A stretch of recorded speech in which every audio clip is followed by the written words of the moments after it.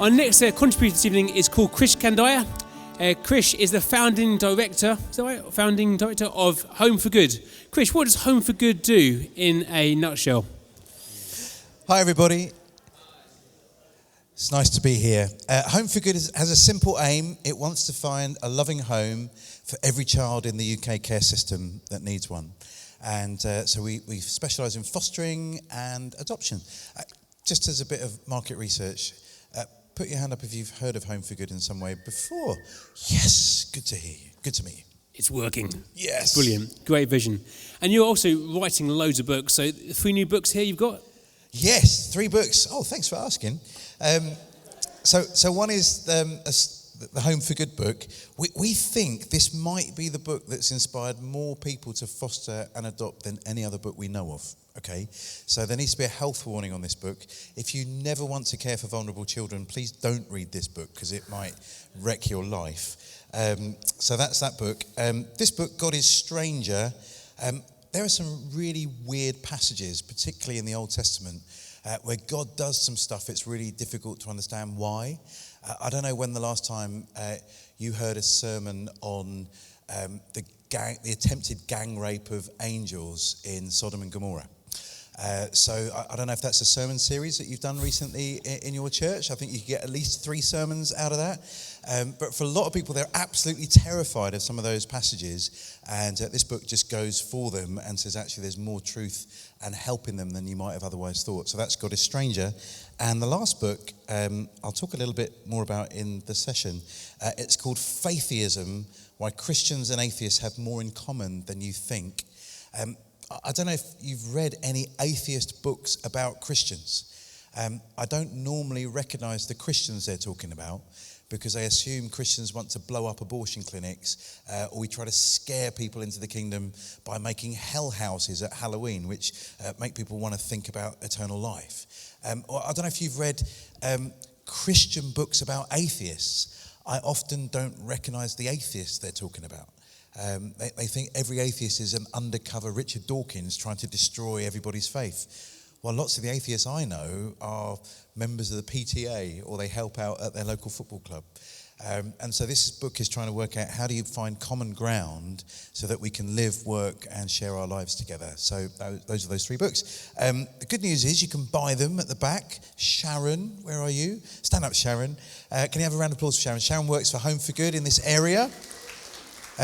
Sharon's super passionate about finding loving homes for vulnerable children in this area. Over 300 children in Milton Keynes are looked after, and we'd love to find enough foster carers to make sure all of them have a loving home. Sharon will do you a deal. She will sell you the books individually, or there's a way you can get one for free if you became a regular donor of Home for Good, and Sharon can help you out with that at the end. Great. And Krish, you do a whole variety of things with other groups as well, different organisations. You've got a really good understanding of what God's doing across the UK. I hope so. Good, because this is your next talk. So here we go. The next half an hour, Krish is going to give us a picture of kind of what God is doing and what is happening across the UK. Krish Kandiah. Thank you. Well, I would like to talk about what the church is doing in the UK, but I want to start by asking you to think, what do you think most people in the country think about the church? What are their perceptions of the church? So let me give you an example, and a lot of these ideas filtered their way into the Faiththeism book. So I normally get to spend time with social workers, and I love social workers. I think they have one of the most difficult jobs in the country. When something goes wrong with a child in the care system, they normally blame the social worker for not asking enough questions. But if you're being assessed to become a foster carer or an adoptive parent, people are angry that the social workers ask too many questions. So they're kind of damned if they do and damned if they don't. And I normally get like a day with all the senior social workers and assessing panel members for a local authority, because Home for Good's working with local authorities right across the UK, helping them find foster carers and adoptive parents from the church. And in that day, I'll talk about my foster kids. We have 7 children that live with us. 3 of them are biologically connected to us through birth, and 4 of them are either adopted or fostered. And I talk about that. I talk about the story of why we do it. I talk about how my faith in Jesus is the inspiration for me to be a foster parent. I talk about how the Bible says God is a father to the fatherless and a protector of widows and orphans in Psalm 68. And therefore, if I want to follow God, God's priorities become my priorities. So if God is passionately concerned about the widow and the orphan, I must be too. And I explain that. And then I do a little exercise, and I want you to do this exercise. If you've got a piece of paper, that would be useful. Around apparently your tables are round. Is that right? Cool. I don't know, man. It could be this postmodern thing. They look square to me, but if you see them as round, they are round for you. I'm teasing. I did enjoy your talk, Claude. Thank you. If you could find a piece of paper and guess what people write down when I ask these questions. So I normally give people 9 Post-it notes, this room full of social workers. And let's say on all the pink ones, I ask them to be really honest. Don't write their names on it, just give me their honesty. I ask them to write the word Christian and then give me the first adjective that comes into their mind. Okay? 3 times I ask that. So have a guess. What do you think? Trained social workers, who are really hot on their inclusion and diversity training, what do they say about Christians when no one is looking, no one's checking up on them? This is not going to be on their annual review. They could just tell me whatever they think. What do you think people say when I ask them to write the word Christian? And Claude, I'd be interested what happens in Dallas, Fort Worth. How does it work there? But is anyone up for have you written it? Yeah, okay. Go on, tell us. What do you think some of the things they say are? Smug. I've not had smug, but I've had holier than thou. I've had something like that. Yeah, anything else? Hypocrites, yeah, I get that a lot. Any more? Weird, yeah. Judgmental, yeah. Irrelevant, often. Old-fashioned, something like that. Yeah. Do-gooder, yeah, okay. So what I do, I don't know if you've ever seen this show Saturday Night Live. It's an American TV show, and they sometimes read out negative tweets. So Barack Obama was on there having to read out tweets about how he wasn't really American, and he had to do it with a straight face. And so I do the same. I read out these Post-it notes to the room, and I ask them where the Post-it notes should go, because do you remember that really politically correct TV show? Was it got Top Gear? Do you remember that one? They have a cool wall. Well, I have a kind of emotion wall. And on one end, I have negative emotions, and the other end, I have positive emotions. And then in the middle, I have ambivalent. So I read out the words that they say. So, do-gooder. Is that a negative or is that a positive? What do you think? This is audience participatory. It is negative, isn't it? Do-gooder. Homophobic. Where shall I put that one? Well, that would be negative. Misogynist. Oh, right, where shall I put that one? Negative. Church. Oh, well, that'll be ambivalent. Bible basher. Negative. Anyway, at the end of this time, 70% of the comments have been negative. 20% have been ambivalent, and 10% have been positive.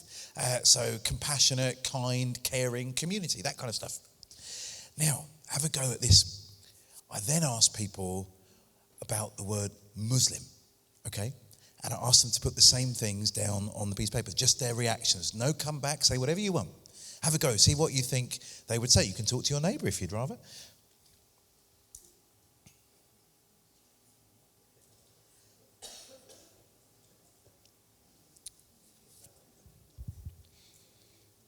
It's rapid reaction. You could do it, come on. Okay, want to play? Who wants to tell me what social workers might say? What are they? Devout. Yeah, sometimes that would be a positive, yeah. Prayerful, yeah, sometimes positive, yeah. Dogmatic, yeah, negative. Religious, ambivalent, because it's neither good nor bad, is it? It just is. Who said terrorist? Terrorist, yeah, I get that a lot, negative. Jihadi, suicide bomber, wife beater, wife killer. I get even worse comments about Muslims than I do about Christians. 80% negative. Maybe 10% ambivalent and 10% positive. Now, the last group, atheist. What do you think I get? Just do it together. What do I get? What do people say? Confused? Not normally, actually. Open-minded, I get that, which is like a positive, isn't it? Scientific, positive. Yeah. Forward-thinking, yes. Compassionate. It's the flip. I normally get 80% positive, 10% ambivalent, and 10% negative. Are you with me? Now then I ask this group, I say, okay, how do you feel about this? And sometimes they say, well, it's just the way it is, isn't it? And I go, okay, how should a person of faith feel applying to be a foster carer or an adoptive parent in this local authority? How should they feel about this? Well, they should feel fine. And I'm going, okay, well, if we were doing this exercise about another area protected by the Equalities Act, let's say race, and I ask you for your response to Afro-Caribbean, and 70% of your comments were negative, what would we call that? Do you know what they say? That'd be racist. I say, well, how about LGBT? If we were doing this about LGBT and 80% of your comments were negative, what would we call that? Well, you call that institutional homophobia. Yeah, you would. But we're doing this about faith. What do we call that? Normal. No. We call this prejudice. And I'm not here to tell you off. I'm here to help you unlock the prejudice that you've got so that you can work with faith communities to find loving homes for vulnerable children. I'm on your side. I'm not going to take you to court. I'm not going to wag a finger at you. I'm going to help you unlock some of the prejudices you've got so the faith community can bring their contribution and help you reach your goals. Do you see what I'm doing? It's very different, isn't it? Now, I want to get behind this a little bit. Why do you think so many people, and look, social workers are a brilliant group of people. I love them to bits. I wonder if it would be different if we did it in different sectors. I'm told with good authority that if I did this with the civil service, it would be similar. Some people think I might get something similar with education. I might get something similar in medicine. I don't know, maybe it's different where you live. But social workers have had a lot of equalities training, and yet they're still coming out with this stuff. It's intriguing, isn't it? Someone said not all equalities are equal. And they may have a point. But why do so many people think this about the church? Why is our reputation in a lot of people's minds that we're homophobic, we're misogynists, we're do-gooders, we're hypocrites? Where do they get that from? Well, you might know there was a huge study done in America by some friends of mine, a group called the Barna Group. A mate of mine, David Kinnaman, did this study with a guy called Gabe Lyons about 15 years ago now. And they found very similar reactions. The top three, I think, were homophobic, judgmental, hypocritical. That's what people thought of us. How do you feel about that? At one level, I'm upset. I'm kind of personally aggrieved that when I say Christian, that's the first thing that many people think about me. Before they've got to know me, that's enough of a label to be labelled as something negative. Where have they got this idea from? Some people say, well, it's because the media is against us. You know, the Guardian and the BBC, they're just going to portray us really badly. Maybe, but sometimes we've been our own worst enemy. Sometimes the things that we've decided to kind of go ballistic on have actually reinforced some of these issues. Now hear me, I'm really traditionally orthodox in almost every way you could imagine. But I'm nervous about what some of our work is doing to reinforce stereotypes that people have about us. So I'm wondering whether sometimes there are certain issues that we don't need to keep banging on about.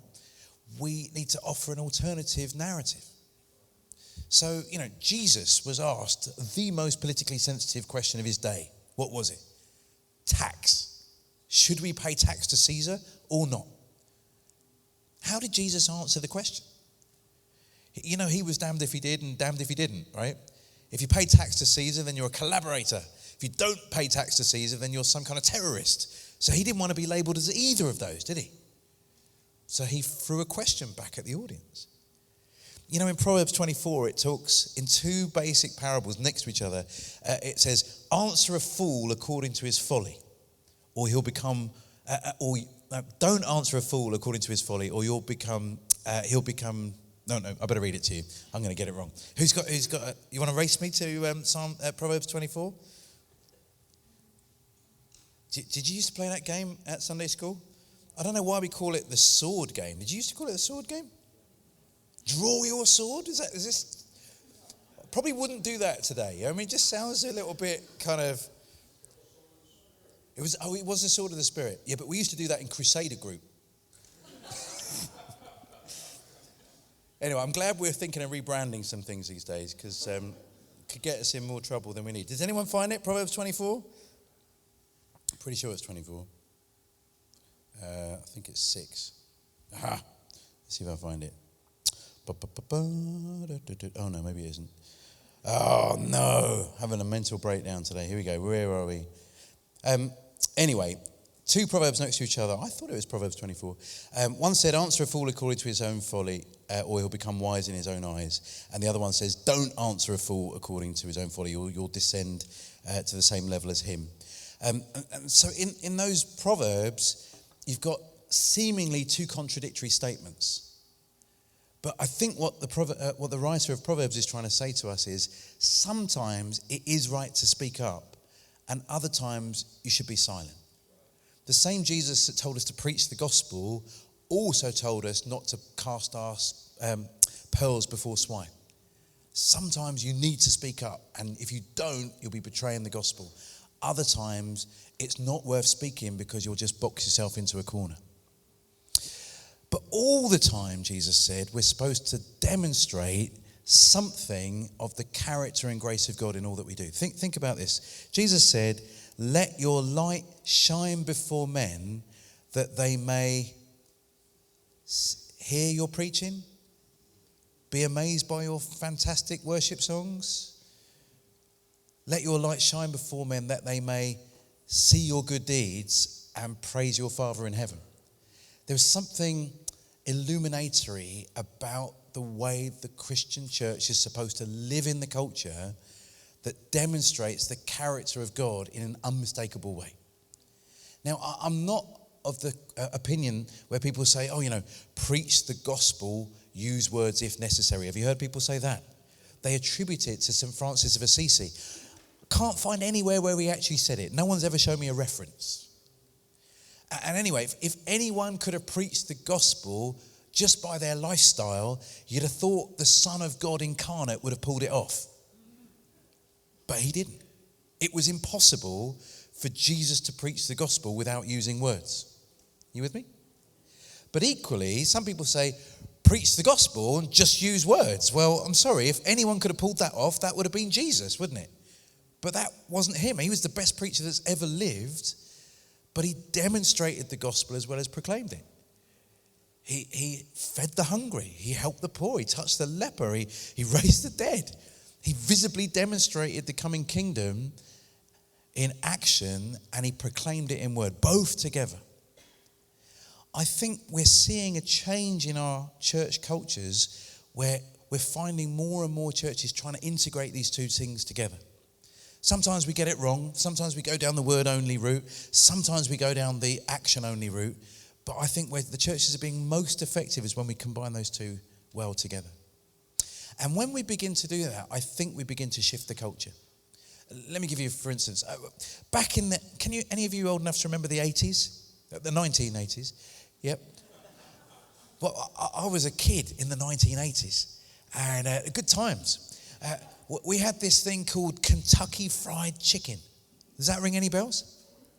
Well, Kentucky Fried Chicken had a problem because in the 80s, people realized that saturated fat wasn't necessarily a good thing. And so Kentucky Fried Chicken decided to have a rebrand. Do you know what they rebranded to? KFC, right? It was genius because by rebranding to KFC, you're not saying the word fried every time you mention Kentucky Fried Chicken. Do you know how much the menu changed during that rebrand? How much better did Kentucky Fried Chicken become when it became KFC? Zero. In fact, it got worse. You know, when I was a kid, there wasn't a Big Daddy Zinger Tower Burger that has more calories than a small village normally would need to survive. So they changed the name, they changed the brand, but they didn't actually make the product any better. They actually made it worse. You with me? Now, some people say, oh, Christianity is in trouble in our country. People think we're homophobic, misogynist, wife-beating, bigots. We need a rebrand. That's what we need. Let's stop talking about Christianity. Let's say we're the Jesus people. Let's say we're the red letter people. Let's say we're a big tent people. Just rebrand the thing and everyone's in. I'm not opposed to rebranding, but rebranding on its own is not the solution. Now, in the 80s, my dad did something. I think he did it on purpose because he wanted me to be a good student, to study my GCSEs, do my A-levels, and then go and become a good Asian doctor or lawyer or, I wanted to be a theologian. Dad said, bad idea, you'll never get a job in that. But anyway, so he wanted me to really focus on my studies, and girls were going to be a problem, so he did two things. One was he made sure I went to an all-boys comprehensive school, so girls were no longer going to be a problem, because what girl would want to spend any time with a boy that was in an all-boys comprehensive school? And the second thing he did was he bought a new car. He bought a Skoda. Now, in the 80s, that was a problem. Are any of you old enough to remember any jokes involving Skodas? Go on, give me one. Hands over, give me one. Yeah, give me one. What do you call a Skoda with twin exhausts? I don't know. What do you call a Skoda with twin exhausts? A wheelbarrow. Brilliant. Anyone got another one? Anyone got another Skoda joke? That is a good one. How do you double the price of a Skoda or the value of a Skoda? I don't know. How do you double the value of a Skoda? Fill it up with petrol. Thank you. Any more? What do you call an open top Skoda? A skip. Yeah? Why does a Skoda have a heated rear windscreen? To keep your hands warm when you're pushing it. We all knew the jokes. Now, look, have you heard of this newfangled thing? Have you heard of these millennials? Do you know how many Skoda jokes they know? They know none. A Skoda is not an embarrassing car anymore. They did not rebrand the Skoda. What did they do? They improved the product, didn't they? Now, a Skoda is a wise man's Volkswagen, isn't it? Same group, you get the same quality, but at what, a fraction of the price? It's not embarrassing to have a Skoda. I think one of those, what's the name of that really cool-looking pop artist? She's got a Skoda. She's in their advertising campaign. She's not embarrassed to be associated with it. Who is it? It could be Tracy. I can't remember. Anyway, it's not an embarrassing car anymore.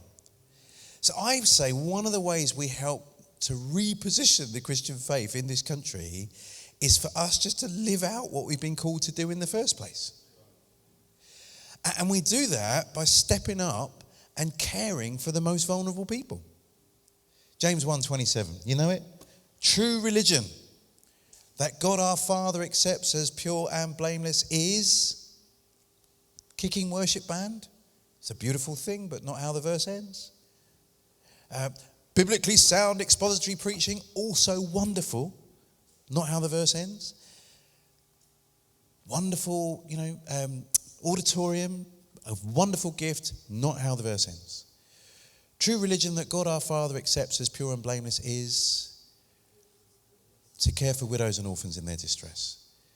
We rebrand Christianity, we reposition Christianity, not by necessarily coming out with newfangled songs, although I love them, brilliant buildings, although they're wonderful, expertly crafted sermons, although a wonderful gift. We do it by delivering what God asked his people to do in the first place. And then our light will shine before men, that they may see our good deeds and praise our Father in heaven. Now, before I close, there's another thing that I notice that's happening across the nation. So I think the churches that are flourishing are the churches that are combining word and deed. It's not deed or word, it's word and deed together. They're caring for the most vulnerable people. They're developing a reputation of Christ-likeness in their community. People are seeing that and are being drawn to the gospel. But there's another narrative that's going on, and it's a loss narrative. I hear lots and lots of Christians complaining about how hard it is to be a Christian now. And to be fair, things have got harder. We have lost a lot of our, profile, rights. Some people start using the word persecution. I'm really nervous about using that word because I've met people from South Sudan and Pakistan, and that really looks like persecution. We are facing some form of marginalisation, but not persecution in my book. And some people try to catastrophize this. Oh, the world is against us. We need to fight for our rights. That's our main job. I'm not convinced that's the best posture that we could have in this culture right now. I think it encourages a fortress mentality, an us versus them mentality, a retreat mentality. I don't know if you read this book. It blew my mind. It made me really upset. And I tried to write to the guy, but we didn't get any further. It's called The Benedict Option. Have you heard of it? Rod Dreher, he says, the culture is so bad. Christians need to retreat from it into a little community and wait until things get better. In fact, if you let your child go to a state school, a public school, you might as well have thrown them in a river because it's so broken. Retreat. Don't let your child have non-Christian friends because their non-Christian friends will influence them, and therefore you need to retreat. Doesn't sound very Jesus to me. Jesus said, I send you out as lambs amongst wolves. What are you doing sending lambs amongst wolves? You should tell them to retreat, come back over here. No, I send you out as lambs amongst wolves. Why? Because the Holy Spirit's gonna help you. You're going to be light in the darkness. You're going to be salt in the decaying culture. You're supposed to go and make a difference. If you can lose the lost narrative and replace it with an open, opportunistic narrative, I think we have a new moment. Listen, people are coming to me, my little charity. Local authorities are coming. We got a call from the Department of Education. We get called down to London, and they say, we hear you have some ideas of how we can help black boys get adopted. Because black boys wait longer than everyone else to get adopted. And if they don't get adopted, sadly, many of those black boys stay in the care system, they age out, and then they end up in the criminal justice system. You've seen this spike in knife crime. You've seen that maybe up to 50% of our prison population have a looked after background. We know that young people who have aged out of foster care are overrepresented in our homeless population. And we also know in some areas up to 70% of sex workers are young women who've aged out of foster care. Now, Home for Good. We've heard about you. We understand you've got some ideas. You're seeing some traction with people becoming adopters for kids that have been waiting the longest. Can you help us?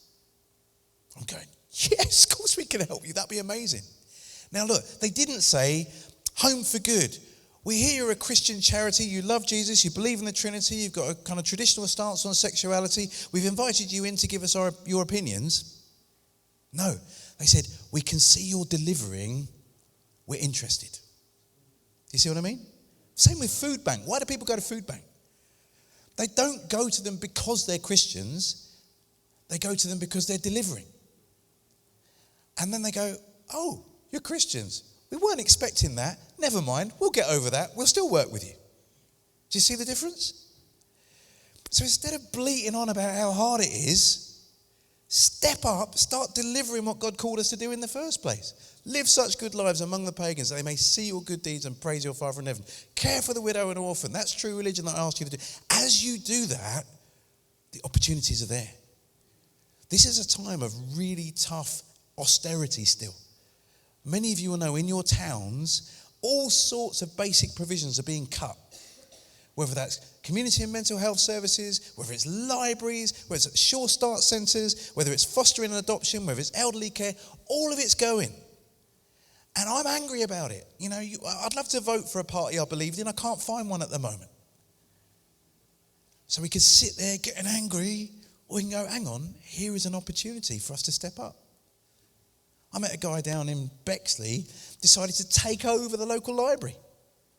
As a Christian church, they thought it was such an important thing to do that the library should exist as a community hub, as a place for literacy and learning, that they stepped up and they took over the local library. Christians criticised them. Are you going to let Harry Potter books in the library? Because if you do, you're not really Christians.